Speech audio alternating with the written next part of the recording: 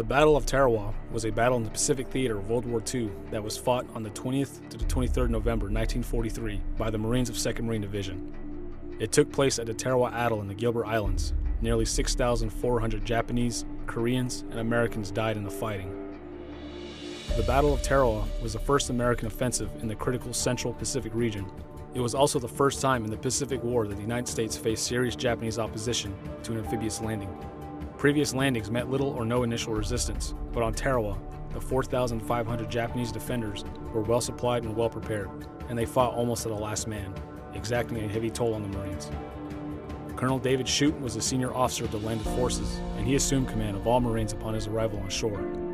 Although wounded by an exploding shell soon after landing, Shoup had the pier cleared of Japanese snipers and rallied the first wave of Marines who had become pinned down behind the limited protection of the seawall. Over the next 2 days, working without rest and under constant withering enemy fire, he directed attacks against strongly defended Japanese positions, pushing forward despite daunting defensive obstructions and heavy fire.